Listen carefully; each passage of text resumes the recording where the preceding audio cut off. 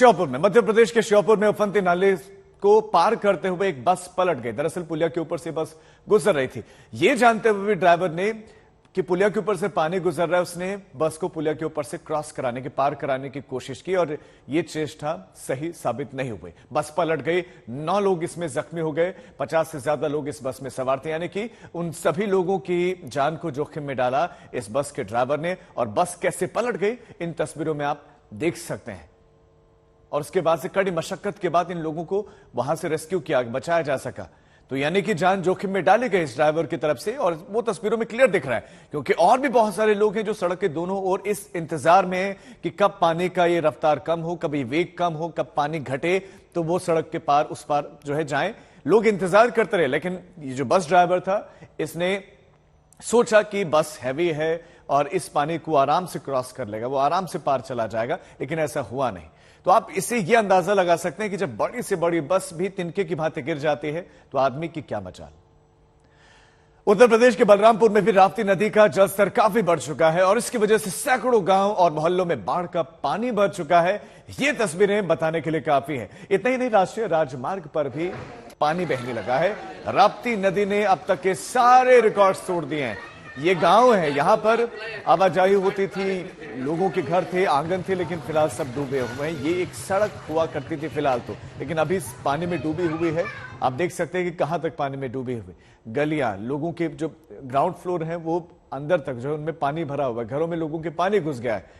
राप्ती नदी ने सारे रिकॉर्ड तोड़ दिए। सड़कों पर नाव चलते हुए आप देख ही सकते हैं। बलरामपुर में बाढ़ है, लोग बहुत परेशान हैं क्योंकि मानसून में लोगों को ये परेशानी हो रही थी, लेकिन मानसून की समाप्ति के बाद अक्टूबर के भी शुरुआती इस हिस्से में भी लोगों को ये देखना पड़ेगा। अंदाजा लोगों को कम ही था, लेकिन मौसम विभाग का कहना है कि आने वाले कुछ दिनों में राहत मिल सकती है। लेकिन जल भराव की वजह से देखिए कितनी परेशानी हो रही है। राप्ती नदी इस वक्त अपने उफान पर है और इसकी वजह से जो नदी से नजदीक वाले गांव हैं वहां तक पानी आ गया है।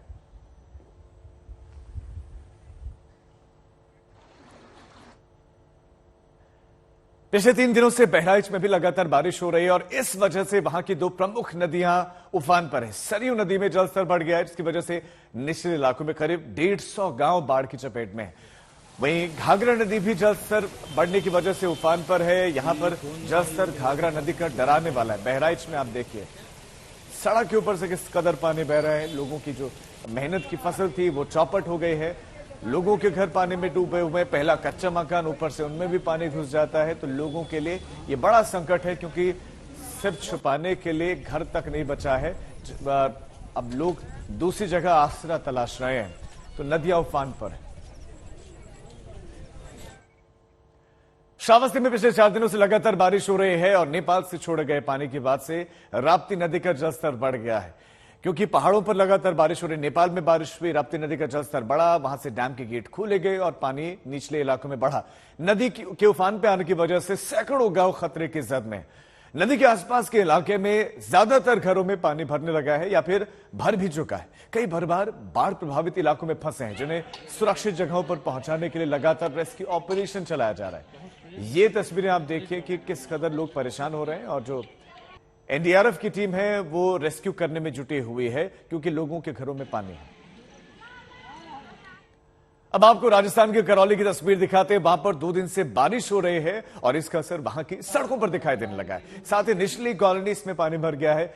कई मकानों में पानी भरने की वजह से लोगों को खासी परेशानी का सामना करना पड़ रहा है। लोगों के घरों के भीतर कितना पानी भर गया है ये आप देखिए। ये अक्टूबर की आफत है। लोगों के घरों के भीतर पानी है। ऐसे में या तो ऊपरी मंजिल घरों के वहां पर जाने को मजबूर है, नहीं तो फिर आसरा छोड़ने को मजबूर है। सड़कों, नेशनल हाईवे, इसका खेतों का क्या हाल है वो आप देख सकते हैं। लोग मजबूर हैं। घर का जो सामान था जो नीचे रखा हुआ था या तो खराब हो रहा है, नहीं तो लोगों को मजबूरन उसको उठाना पड़ रहा है। मशक्कत करनी पड़ रही है। एक तो पानी भरा हुआ है, ऊपर से जो सामान था वो भी खराब हो रहा है और उनको दूसरी जगह पर ले जाना पड़ रहा है। एनडीआरएफ की टीम भी मौके पर है, जो मदद लगातार लोगों की कर रही है। तो दक्षिण के राज्यों में भी बारिश ने आफत बढ़ा दी। ऐसा नहीं है कि सिर्फ उत्तर भारत में यह हाल है। हैदराबाद और रंगारेड्डी से आई हुई तस्वीरें आपको दिखाते हैं और वहां के हालात की ये तस्वीरें गवाही दे रहे हैं। मौसम विभाग का अनुमान है कि दोनों शहरों में अभी हल्की बारिश हो सकती है। यानी कि फिलहाल संकट कम होता दिखाई नहीं दे रहा है। यहां पर भी आप देखेंगे कि सड़कों पर किस कदर पानी भरा हुआ है, जो नाले हैं, जो नदियां हैं, वो यहां पर उफान पर नजर आ रहे हैं। ये रंगारेड्डी की तस्वीरें हैं। लोग बेहाल है, लोग परेशान है, आवाजाही बाधित हो रहे हैं, लोगों की गाड़ियां आधी डूबी हुई हैं, गाड़ियां लोगों को मजबूरन निकालनी पड़ रही है क्योंकि पैदल जाने का रास्ता नहीं, गाड़ी निकालते हैं तो उनकी गाड़ियां खराब हो रही हैं।